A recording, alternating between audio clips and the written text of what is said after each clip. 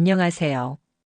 오늘은 법정 스님의 글과 독자의 편지 그리고 삶의 지혜를 담은 여러 이야기를 함께 나누고자 합니다.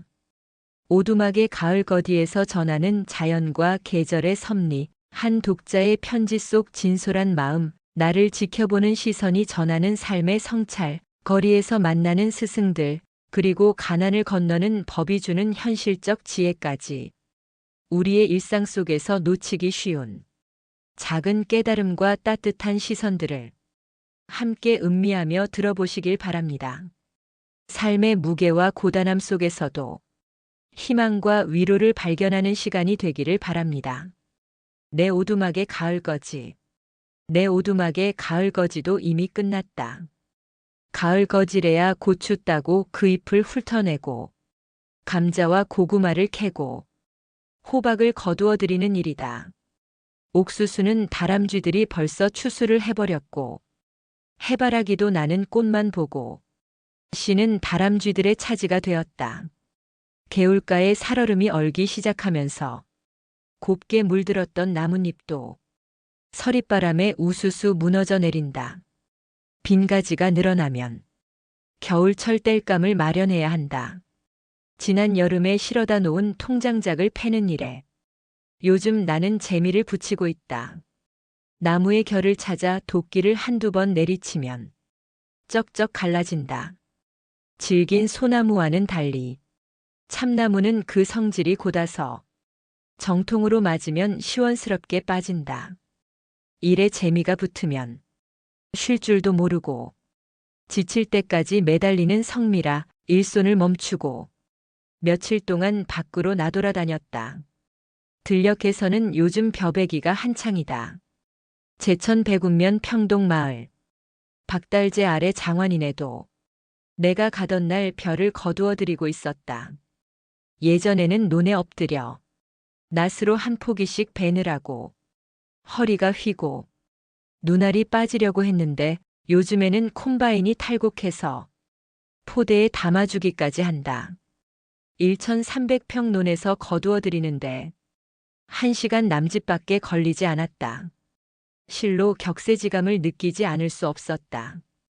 화가인 장환인의 아버지와 논두렁에서 이삭을 주우면서 그 집 농사짓는 이야기를 들어보았다. 농약이나 화학비료는 전혀 쓰지 않고 퇴비만을 주는데 처음 몇 해는 소출이 시원치 않았지만 지력이 점점 회복되면서 나아져 갔단다. 금년에는 시험 삼아 문혼에 우렁이를 길렀더니 우렁이가 잡초를 제거해 주어 김맬 일이 없었다고 한다. 올 농사가 가장 실하게 됐다면서 더 겪어보고 이웃에도 널리 권할 생각이라고 했다. 화가는 낮은 목소리로 말했다. 사람들이 살기 편해졌고 물질적으로도 풍요로우며 아는 것도 많고 똑똑한 인물들도 많은데 어째서 날이 갈수록 세상은 나빠져 가는지 알 수가 없군요. 그날 논두렁에서 나눈 이 말이 생각의 실마리를 풀리게 했다. 세상은 우리들 마음이 밖으로 나타난 모습이다. 기는 우주에 가득 찬 에너지인데 그것은 우리가 믿는 마음에서 나온다. 신념에서 나온 그 기운이 우리 몸과 세상에 변화를 일으킨다. 우리들의 생각이나 감정은 진동수를 지닌 파동이며 에너지가 있는 물질 입자라고 현대 물리학에서는 말한다. 우리들이 바른 생각과 바른 마음을 지니면 그 파동이 이웃에 밝은 진동을 일으킨다. 그러나 나쁜 생각을 하면 어두운 진동을 일으키며 둘레를 나쁘게 만든다. 불교적인 표현을 빌리자면 업의 메아리와 같은 것이다. 우리들 한 사람 한 사람은 커다란 생명의 뿌리에서 나누어진 지체들이다. 그런데 이기적인 생각에 갇혀 신비인 그 마음을 나누지 않기 때문에 우주에 가득 찬 그 에너지가 흐르지 않고 막혀 있어 세상은 병들어가는 것이다. 오늘과 같은 세상은 우리들 자신이 만들어 놓은 결과다. 우리가 어떤 마음과 어떤 생각을 가지느냐에 따라 세상은 얼마든지 달라질 수 있다. 현대인들은 자신들의 마음과 생각을 돌이키려 하지 않고 밖으로만 찾아 헤매기 때문에 세상은 점점 나빠져 갈 수밖에 없다. 오늘 우리들은 절제하고 자제할 줄 모른다. 그래서 더욱 불행하다. 어느 독자의 편지, 출판사로 보내온 독자들의 편지를 들추어 보면서 새삼스레 사람과 사람 사이에 맺어진 우정에 대해서 생각해 볼 기회를 가졌다. 요즘처럼 이기적이고 삭막한 세상에서는 친구 사이의 정이 더욱 귀하고 절실하다. 우정은 인간의 정중에서도 가장 순수한 감정이다. 무릇 인간관계가 아름답고 진실하게 지속되려면 거기에는 순수한 우정이 받쳐주어야 한다. 고등학교 2학년에 재학 중인 18살 소녀의 편지를 받아보고 그 내용이 너무 기특하고 착해서 이 자리에서 함께 나누어 보려고 한다. 오늘 스님 책을 읽었는데요. 책 읽던 도중에도 몇 번이나 편지를 쓰려고 했는데 다 읽고 나서 쓰자 해서 지금 쓰는 거예요. 그 학생은 방학 중인데도 보충 수업을 받는다고 했다. 보충 수업의 실상을 전해 듣고 이 땅의 어린 싹들이 잘못된 교육 때문에 얼마나 큰 희생과 고통을 겪고 있는지 엿볼 수 있었다. 이 가을에는 행복해지고 싶네. 구름은 희고 산은 푸르며 시냇물은 흐르고 바위는 서 있다. 꽃은 새소리에 피어나고 골짜기는 나무꾼의 노래에 메아리 친다. 온갖 자연은 이렇듯 스스로 고요한데 사람의 마음만 공연히 소란스럽구나. 소창청기라는 예책에 실려 있는 구절이다. 자연은 저마다 있을 자리에 있으면서 서로 조화를 이루기 때문에 고요하고 평화롭다. 그러나 사람들은 제자리를 지키지 않고 분수밖에 욕심을 부리기 때문에 마음 편할 날이 없고 그들이 몸담아 사는 세상 또한 소란스럽다. 세상이 시끄럽다는 것은 세상 그 자체가 시끄러운 것이 아니라 그 안에 사는 사람과 그들이 하는 일, 즉 인간사가 시끄럽다는 뜻이다. 만나는 사람마다 이 가을에는 행복해졌으면 하고 바란다. 이런 말을 들으니 나도 행복해지고 싶다. 행복해지고 싶어 하는 마음은 현재의 삶이 행복하지 못하기 때문이다. 부패하고 뻔뻔스런 이 땅의 정치 집단 때문에 무고한 국민이 얼마나 큰 상처와 부담을 안고 있는지 생각할수록 화가 난다. 국민이 피땀 흘려 벌어서 바친 세금으로 살면서 국민의 위임을 받아 자신들의 손으로 만든 법을 자신들이 몸소 범했으면서 그 벌을 피하려고 한다. 힘없는 사람들만 법의 그물에 걸린다면 사회 정의란 무엇인가? 오늘날 인간의 윤리와 사회의 규범이 무너질 대로 무너진 그 요인도 이런 비리에 있다. 부정부패의 온상인 정치권의 개혁 없이 이 나라의 미래가 밝을 수 있겠는가? 이 가을에는 다들 행복해지고 싶어 한다. 기승을 부리던 늦더위도 물러가고 산뜻한 가을 하늘 아래서 어깨를 활짝 펴고 숨을 크게 쉬면서 마주치는 이웃들에게 들꽃 같은 미소를 보내면서 행복하게 살고 싶어 한다. 돌이켜보면 행복의 조건은 여기저기 무수히 놓여 있다. 먹고 사는 일상적인 일에 매달려 정신을 빼앗기고 지내느라고 참된 자기의 모습을 까맣게 잊어버렸다. 우리가 이 풍진 세상을 무엇 때문에 사는지, 어떻게 사는 것이 내 몫의 삶인지를 망각한 채 하루하루를 덧없이 흘려보냈다. 내가 행복해지고 싶다면 이것저것 챙기면서 거두어들이는 일을 우선 멈추어야 한다. 지금 차지하고 있는 것과 지닌 것만으로도 얼마든지 행복해질 수 있다. 행복은 밖에서 오는 것이 아니라 우리 마음에서 꽃처럼 피어난다. 내가 행복해지려면 먼저 내 이웃을 행복하게 해줘야 한다. 이웃과 나는 한 배를 탄 공동운체이기 때문에 이웃의 행복이 곧 내 행복으로 이어진다. 소원했던 친구에게 이 가을날 편지를 쓴다든지 전화를 걸어 정다운 목소리로 안부를 묻는 일은 돈 드는 일이 아니다. 모든 것을 돈으로만 따지려는 각박한 세태이기 때문에 돈보다 더 귀하고 소중한 따뜻한 마음을 나누는 일이 행복해지는 비결이다.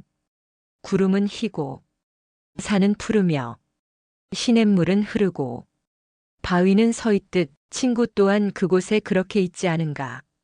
가을밤이면 별빛이 영롱하다. 도시에서는 별 볼 일이 없을 테니 방 안에 별빛을 초대하면 어떨까 싶다. 사람마다 취향이 달라 아무나 그렇게 할 수는 없겠지만 주거 공간에서 혼자만의 자유를 누릴 수 있는 여건이라면 시끄러운 텔레비전 스위치를 잠시 끄고 전등불도 좀 쉬게 하고 안전한 장소에 촛불이나 등잔불을 켜보라고 권하고 싶다. 아무 생각 없이 한때나마 촛불이나 등잔을 무심히 바라보고 있으면 마음이 아주 고요하고 그윽해질 것이다. 이런 일을 청승맞다고 생각하면 이 또한 어쩔 수 없지만 빛과 소리가 우리 심성에 어떠한 영향을 끼치는지 스스로 깨닫게 될 것이다. 이것도 행복해지는 비결이다. 옛사람들은 행복의 조건으로 검소하게 살면서 복을 누리는 일을 말한다. 일은 완벽하게 끝을 보려 하지 말고, 세력은 끝까지 의지하지 말고, 말은 끝까지 다하지 말고, 복은 끝까지 다 누리지 말라. 절제에 행복이 깃들여 있음을 깨우쳐주는 교훈이다. 이 가을에 우리 함께 행복해지기를 빌고 싶다. 나를 지켜보는 시선. 며칠 전 문안을 드리기 위해 한 노스님을 찾아뵌 일이 있다. 한동안 뵙지 못해 안부가 궁금했고 의논드릴 일이 있어 산중의 암자로 찾아갔었다. 그날은 눈발이 흩날리는 영하의 날씨였는데 노스님이 거처하는 방 안이 냉돌처럼 썰렁했다. 왜 방이 이렇게 차냐고 여쭈었더니 노스님은 이렇게 말씀을 하셨다. 요즘 세상에서는 한 대짬 자는 사람이 부지기수인데 시주밥 먹고 사는 중이 어찌 방 안을 따뜻하게 할 수 있겠는가. 산중에 지천으로 널려있는 땔감을 두고도 일부러 군부를 조금밖에 지피지 않아 썰렁한 방 안. 노숙자의 고통을 함께 나누려는 80 노인의 그 꿋꿋한 의지에 나는 더할 말이 없었다. 그날 그처럼 썰렁했던 노스님의 방이 요즘에 내게는 화두처럼 가슴에 걸려 있다. 겨울의 문턱에 들어선 이때 일터를 잃고 시리에 빠져 거리를 헤매는 실업자가 200만 명에 가깝고 집을 나와 한 대짬을 자는 노숙자 또한 적지 않은데 이 겨울을 어떻게 견뎌낼지 암담하고 우울하다. 이런 일에는 정부의 힘만으로는 한계가 있기 때문에 뜻있는 이웃들이 거들면서 우리 시대의 어려움을 함께 이겨나가는 길밖에 없을 것 같다. 어둠 속에도 빛이 있듯이 어떤 최악의 상황이라 할지라도 우리들의 삶에는 잠재적인 의미가 있다.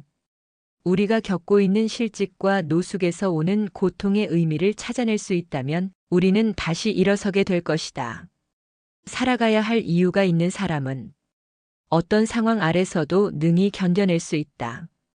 이 세상을 고통의 바다라고 했듯이 산다는 것은 즐거움과 함께 고통이 있기 마련이며 살아남는다는 것은 고통 속에서 그 의미를 찾아내는 일이다.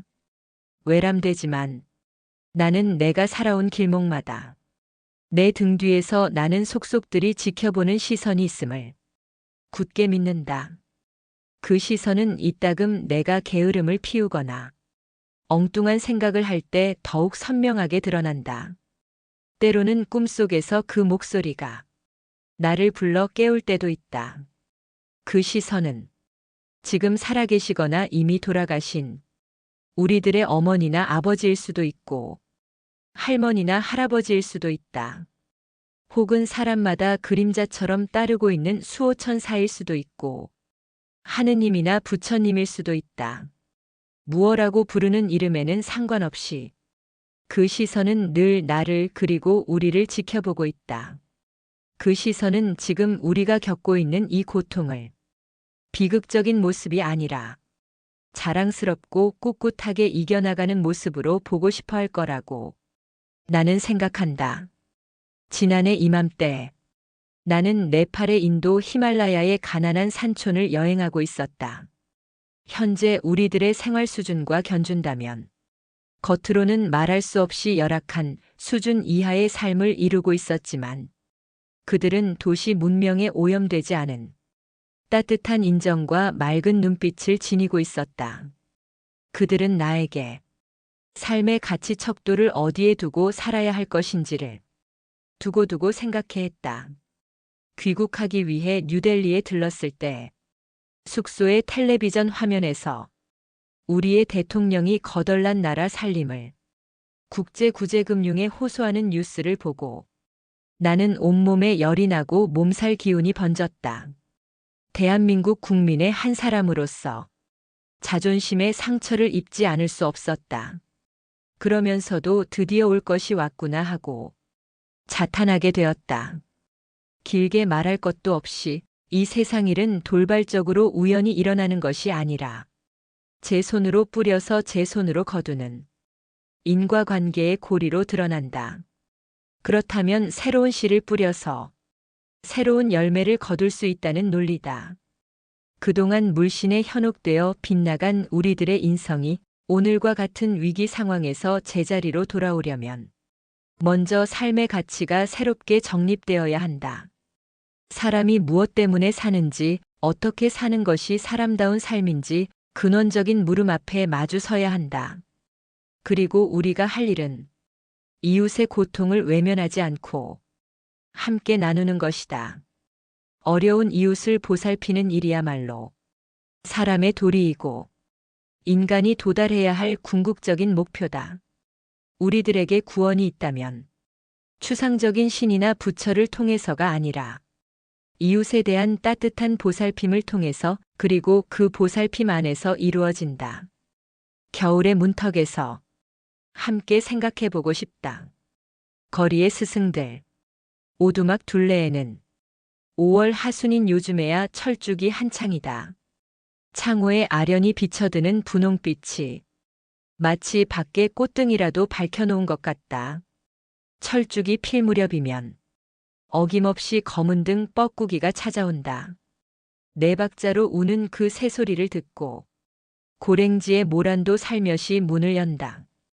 야지에서는 자취도 없이 사라진 모란이 6월의 문턱에서 피기 시작한다. 그 빛깔이 어찌나 투명하고 여린지 가까이 다가서기가 조심스럽다. 어제는 산 너머 장에서 모종을 사다가 심었다. 고추와 가지와 오이와 케일, 방울토마토도 3그루 심었다. 그리고 호박 모종을 8구덩이 심고 남은 일항에 고소씨도 뿌렸다. 며칠 동안 개울물을 길어다 목을 축여주면 모종들은 꼿꼿이 일어설 것이다. 그런데 이런 일이 이제는 머리 무겁게 여겨져 자꾸만 뒤로 미루게 된다. 나도 늙어가는 모양이라고 혼자서 중얼거렸다. 장에 가면 한 번 들렀던 가게를 다시 찾는다. 모종은 몇 해째 같은 집에서 사온다. 가게 주인의 말에 신뢰감이 가기 때문이다. 한 번은 꽃시장 한쪽에서 맵지 않은 고추라고 해서 그 말을 믿고 사다 심었는데 열린 고추가 너무 매워서 나는 먹을 수가 없었다. 케일도 말만 믿고 사다 심었다가 2번 다 실패했다. 케일은 줄기가 초록이어야 잎이 연하고 생육 상태도 좋다. 자색을 띠면 잎에 거세고 맛이 없다. 결과적으로 허들의 가게에서 파는 모종은 신용할 수 없지만 간판을 내건 종묘상의 모종은 비교적 믿을 수 있다. 자기 집 물건을 팔면서 그 물건에 대한 긍지도 함께 지녔으면 좋으련만 대개의 경우 팔고 보자로 끝을 낸다. 그렇게 되면 남을 속이기에 앞서 자신을 속이기 때문에 그 끝이 좋을 수 없다. 채소의 모종만 파는 것이 아니라 그 자신 인격의 모종도 함께 판다는 사실에 착안해야 한다. 나 같은 사람은 세상 물정에 어두운데 만나는 사람들을 통해서 여러 가지로 배우게 된다. 한두 가지 현상을 통해서 그 배후의 세계까지도 넘어다 볼 수 있다. 사실 종교적인 이론은 지극히 추상적이고 관념적이다.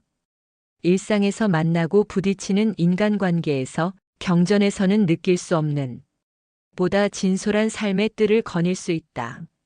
얼마 전 길상사 문화강좌에 참여했던 한 회원의 편지를 받아보고 흐뭇한 감동을 받았다. 3개월 동안 한 주일에 2번 전철을 타고 문화강좌를 듣기 위해 먼 길을 오고 가면서 그가 보고 느낀 것은 생동하는 또 다른 문화강좌이기도 했다. 전철 안에서 만난 사람들이 그에게는 이름 모를 스승으로 받아들여졌다는 것이다. 3월에 만난 스승은 시각장애자 거린이었어요. 복잡한 전철 안인데 멀리서 가냘픈 노랫소리가 들려왔습니다. 봄처녀 제 옷이네. 새풀옷을 입으셨네. 웬 꾀꼬리 소리지? 카세트가 아닌 생음악 소리가 점점 커지며 다가온 그녀는 시각장애자였습니다. 성가를 틀고 다니는 다른 장애인의 상업적인 모습과는 달리 그녀의 애절한 목소리에는 신선함이 담겨 있었다고 했다. 그 회원은 1,000원짜리 한 장을 바구니에 넣어주며 마음속으로 이렇게 속삭였다고 한다. 아줌마, 내가 볼 수 있는 세상의 봄 기운보다 아줌마 목소리에 더 아름다운 봄 기운이 담겨 있네요. 비록 볼 수는 없지만 개나리, 진달래, 만발한 동산에 지금 계신다고 생각하세요. 아줌마가 바로 봄처녀일 거예요. 이런 사연을 전해 듣는 내 마음도 봄 기운에 쬐듯 따뜻해진다. 우리는 눈을 가지고 뭘 보는가? 우리 둘레의 이웃이 나와는 무연한 타인이 아니라 우리들 자신의 또 다른 모습이라는 사실을 아는가? 어째서 그때 그 자리에서 나와 마주치게 되었을까? 중생은 부처를 제도하고 부처는 다시 중생을 제도한다는 말이 있다. 모든 부처와 보살은 오로지 중생이 있기 때문에 불도를 성취한다. 따라서 중생이 없다면 부처와 보살은 할 일이 없어져 끝내 불도를 이룰 수 없다. 마주치는 이웃을 통해 내 마음이 활짝 열려야 한다. 그때 마주친 대상은 나를 일깨우기 위한 스승이요, 선지식이라고 생각하라. 5월에 만난 스승은 평촌 범계 전철역 앞의 노점상 아저씨입니다. 그의 편지는 이어진다. 참외를 사고 있는데 그 옆에는 상품 가치도 없는 앵두만한 방울토마토를 한 바구니에 1,000원에 팔고 있는 노점상 아저씨가 있었다. 팔아주었으면 하는 측은한 눈빛으로 바라보는 모습에 그는 마음이 약해져 한 바구니를 산다. 어려운 노점상 처지를 생각해서 비닐 봉지라도 아끼라고 참외 봉지에 그냥 쏟으세요. 했더니 노점상 아저씨는 아니에요. 볼품없는 거라도 내가 파는 물건인데 으깨지면 안 되죠. 맛있게 잡수셔야죠. 이렇게 말하면서 새 봉지에 조심조심 넣어주더라는 것이다. 비록 영세한 노점상이지만 자기 상품에 대한 사랑과 고객에 대한 마음 씀씀이에 숙연해지더라는 것이다. 이렇게 먼 길을 오가면서 많은 공부를 했노라고 그는 말했다. 우리가 어떤 종교에 귀의하여 신앙생활을 하는 그 자체만으로는 별다른 의미가 없다. 세상을 살아가면서 이웃과 따뜻한 마음을 나누고 자신의 행위를 안으로 살피면서 보다 성숙한 삶으로 한층 한층 쌓아 올리는 일에 그 의미가 있을 것이다. 스승은 아무 때나 마주치는 것이 아니다. 진지하게 찾을 때 그를 만난다. 그리고 맞아들릴 준비가 되어 있는 사람 앞에 스승은 나타난다. 가난을 건너는 법. 얼어붙은 산골에도 봄 기운이 조금씩 번지고 있다. 응달과 골짜기는 아직도 얼어붙어 있지만 한낮으로 비치는 햇살과 바람결은 한결 부드러워졌다. 두어 자 높이로 지붕에 쌓여 있던 눈이 녹아내리는 낙숫물 소리에 문득 봄의 입김을 느낄 수 있다. 지난 겨울부터 산 아래 마을에서는 집집마다 기름 보일러를 장작이나 연탄 보일러로 개조하는 작업이 한창이다. 어려운 경제 사정은 산촌이라고 해서 예외가 아니다.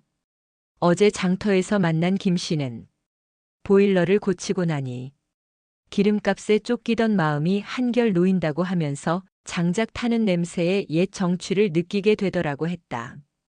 우리가 지금 겪고 있는 이 시련은 인과관계로 이어지는 전체적인 흐름으로 볼 때 고갈되고 탕진된 민족의 에너지를 재충전하라는 뜻으로 받아들여야 할 것 같다. 어떤 고난도 그 뜻을 이해하면 능히 이겨낼 수 있는 지혜와 힘이 생긴다. 복진타락, 복이 다하면 굴러 떨어진다는 옛말이 있듯이 우리는 경제 성장의 흐름을 타고 소중하고 귀한 것을 등진 채 함부로 버리면서 잘못 살아왔다. 가진 것이 늘어 편리해진 반면 인간의 정신과 덕성은 말할 수 없이 피폐되었다. 전통적인 우리들의 아름다운 인정과 풍습이 사라지고 민족의 기상도 나약해질 대로 나약해졌다. 안으로 자율적인 능력을 잃으면 밖에서 타율적인 제재가 가해지는 것이 우주의 흐름이다. 이래서 재충전의 기회가 온 것이라고 생각된다. 일자리를 잃으면 일거리를 찾아야 한다. 일하는 사람은 늙지 않는다. 삶이 권태롭거나 무료하지 않다. 꿈과 희망의 자리에 한탄과 원망과 후회가 들어설 때 우리는 늙고 병든다. 체면이나 일의 대가를 따지지 않는다면 일거리는 우리 주변에 얼마든지 있다. 보다 직설적으로 말한다면 일자리가 있고 나서 일거리가 생기는 것이 아니라 하루하루 살아가는 삶의 과정에서 일거리를 찾아낸다면 바로 그것이 내 일자리 아니겠는가. 생각을 돌이켜보자. 이 세상에 태어날 때 빈손으로 왔으니 가난한들 무슨 손해가 있으며 죽을 때 아무것도 가지고 갈 수 없으니 부유한들 무슨 이익이 되겠는가. 우리는 벌어들이는 수입 안에서 살면 된다. 할 수 있다면 얻는 것보다 덜 써야 한다. 절약하지 않으면 가득 차 있어도 반드시 고갈되고 절약하면 텅 비어 있어도 언젠가는 차게 된다. 덜 갖고도 우리는 얼마든지 행복하게 살 수 있다. 덜 갖고도 우리는 얼마든지 더 많이 존재할 수 있다. 오늘과 같은 경제 난국에서 우리가 크게 각성할 일은 그동안 소유와 소비 지향적인 삶의 방식에서 존재 지향적인 생활 태도로 바뀌어야 한다는 것이다. 우리 인생에서 참으로 중요한 것은 우리들의 직위나 신분, 소유물이 아니라 우리들 자신이 누구인지를 아는 일이다. 우리들의 직위나 돈이나 재능이 중요한 것이 아니라 그것으로 우리가 어떤 일을 하며 어떻게 살고 있느냐에 따라 삶의 가치는 결정된다. 현실이 곧 우리의 스승이라는 말이 있다. 우리에게 오늘과 같은 시련이 없다면 우리 미래는 어떻게 될 것인지를 곰곰이 생각할 때 우리 자신과 후손들의 건전한 삶을 위해서라도 마땅히 거쳐가야 할 관문이라고 여겨진다. 소욕지족, 작은 것과 적은 것으로 만족할 줄 알아야 한다. 우리가 누리는 행복은 크고 많은 것에서보다 작은 것과 적은 것 속에 있다. 크고 많은 것만을 원하면 그 욕망을 채울 길이 없다. 작은 것과 적은 것 속에 삶의 향기인 아름다움과 고마움이 스며 있다. 시작이 있는 것은 반드시 그 끝이 있다. 오늘의 어려움을 재충전의 뜻으로 받아들인다면 우리는 우리가 지닌 무한한 잠재력을 일깨울 수 있다. 오르막이 있으면 반드시 내리막이 있는 법이고 낡은 문이 닫히면 새 문이 열리게 마련이다. 얼어붙은 대지에 봄이 움트듯이 좌절하지 말고 희망의 씨를 뿌리자. 그런 길은 없다. 장마가 오기 전에 서둘러 해야 할 일로 나는 요즘 바쁘다. 오두막 둘레에 무성하게 자란 풀을 베고 고추밭에 김도 매야 한다. 장마철에 지필 땔감도 비에 젖지 않도록 미리 추녀 밑에 들이고 폭우가 내리더라도 물이 잘 빠져나가도록 여기저기 도랑을 친다. 산중에 살면 산마루에 떠도는 구름이나 바라보면서 한가롭게 지낼 것 같지만 사람 사는 곳이면 어디나 그렇듯이 일이 많다. 여럿이 할 일을 혼자서 해야 하는 경우에는 그 일이 끝이 없다. 산그늘이 내릴 무렵 하루 일을 마치고 개울물에 씻고 나서 흐르는 개울물 소리에 귀를 맡기고 한참을 쉬었다. 개울가에 앉아 무심히 귀 기울이고 있으면 물만이 아니라 모든 것은 멈추어 있지 않고 지나간다는 사실을 새삼스레 인식하게 된다. 좋은 일이건 굳은 일이건 우리가 겪는 것은 모두가 한때일 뿐이다. 죽지 않고 살아있는 것은 세월도 그렇고 인심도 그렇고 세상 만사가 다 흘러가며 변한다. 인간사도 전생의 과정에서 보면 기쁨과 노여움, 슬픔과 즐거움이 지나가는 한때의 감정이다. 지금 우리가 겪고 있는 경제의 어려움도 지나가는 한때의 현상이라고 나는 믿는다. 이 세상에서 고정불변한 채 영원히 지속되는 것은 아무것도 없기 때문이다. 세상 일이란 내 자신이 지금 당장 겪고 있을 때는 견디기 어렵도록 고통스런 일도 지내놓고 보면 그때 그곳에 그 나름의 이유와 의미가 있었다는 것을 뒤늦게 알아차린다. 이 시대와 이 지역에서 함께 살아간다는 이 엄연한 현실이 공동 운명체를 이루고 있기 때문에 이제 와서 누구를 원망하고 탓할 것도 없다. 이 땅에 몸담고 살아가는 사람들은 저마다 몫몫이 그 책임이 있다. 오늘 우리가 겪는 온갖 고통과 이 고통을 이겨내기 위한 의지적인 노력은 다른 한편 이 다음에 거둘 새로운 열매가 될 것이다. 따라서 이 어려움을 어떤 방법으로 극복하느냐에 의해서 미래의 우리 모습은 결정된다. 도로를 넓히기 위해 공사가 진행 중인 위태로운 길목에는 절대 감속이라는 표지판이 설치되어 있다. 절대란 모든 언어가 그 앞에서 주눅이 드는 초월의 세계다. 위험한 길이니 감속하라는 경고다. 우리가 당면한 경제적인 위기에도 이런 경고가 해당될 것 같다. 급하다고 서둘지 말고 순리대로 풀어나가라는 것이다. 물의 흐름이 때로는 급한 여울과 폭포도 이루지만 그 종점인 바다에 이르기까지는 자연스런 흐름을 이룬다. 어려운 때일수록 급히 서둘지 말아야 한다. 지난 세월 그 많은 시행착오가 급히 서두른 결과였음을 상기해야 한다. 개인적인 처지에서 보면 오늘의 어려움은 저마다 처음 당하는 일 같지만 지금 우리가 가고 있는 길은 일찍이 누군가 갔던 길이다. 이런 시가 있다.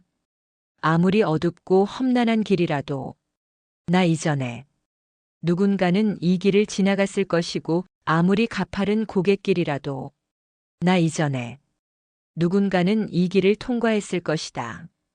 아무도 걸어본 적이 없는 그런 길은 없다. 어둡고 험난한 이 세월이 비슷한 여행을 하는 모든 사람들에게 도움과 위로를 줄 수 있기를. 마이너스 베드로시안에 그런 길은 없다. 산천 초목에 가을이 내린다.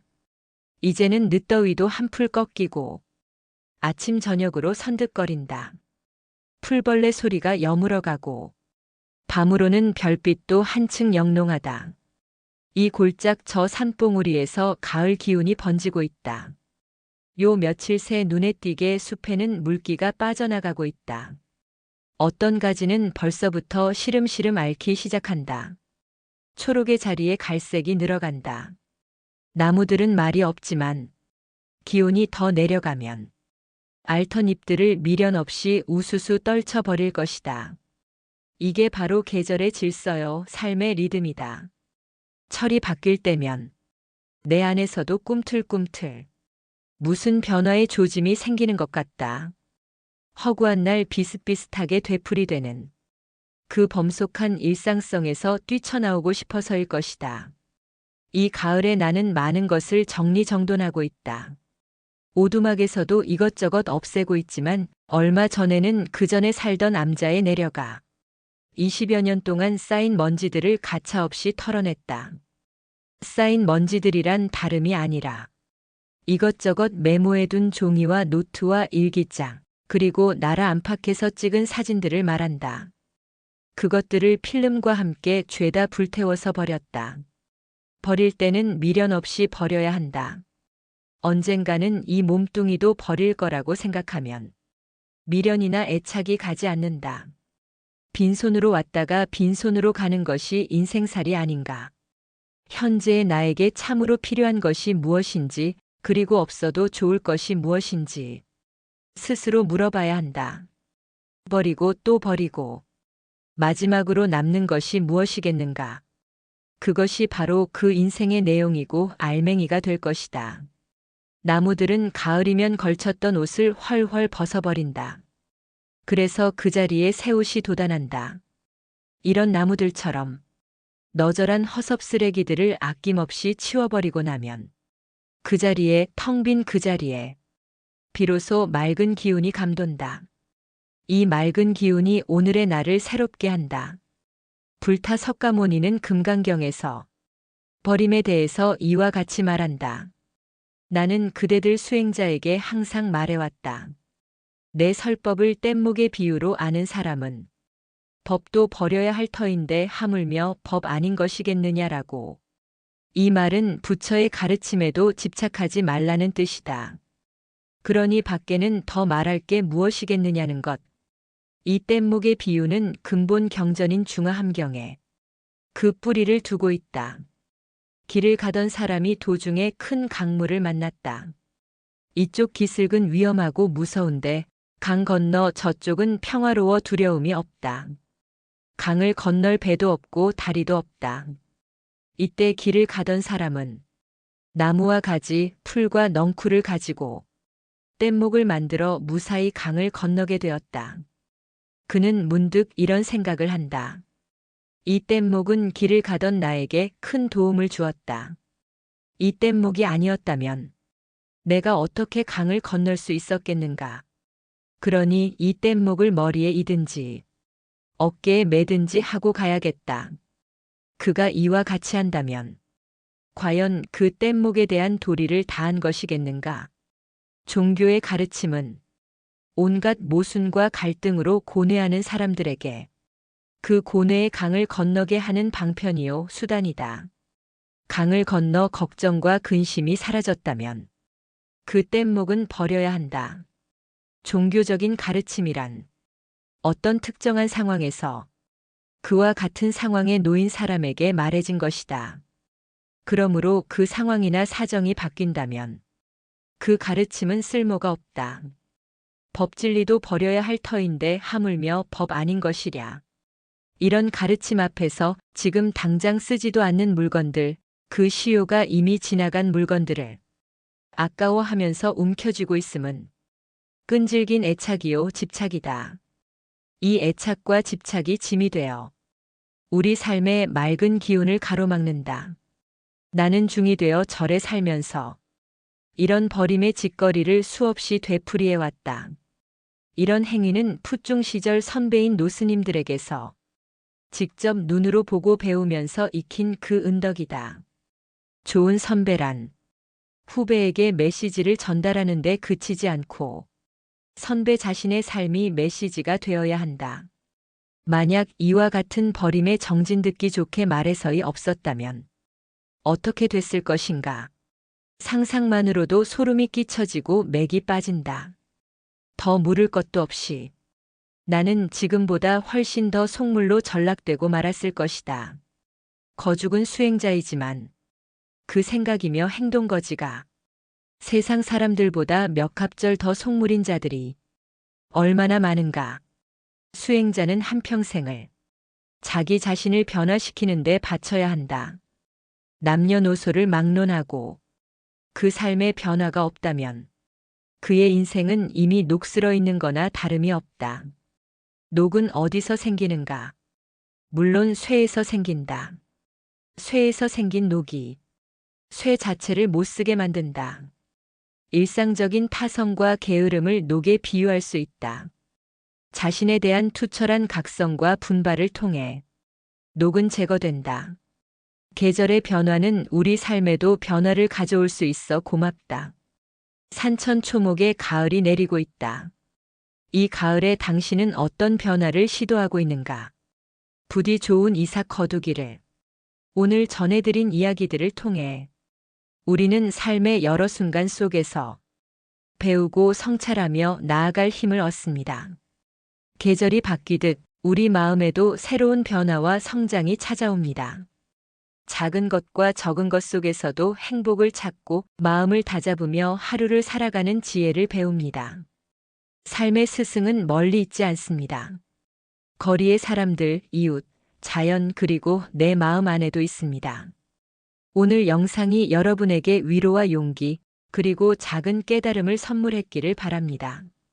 좋아요와 구독으로 함께 걸어갈 여정을 이어가 주세요. 감사합니다.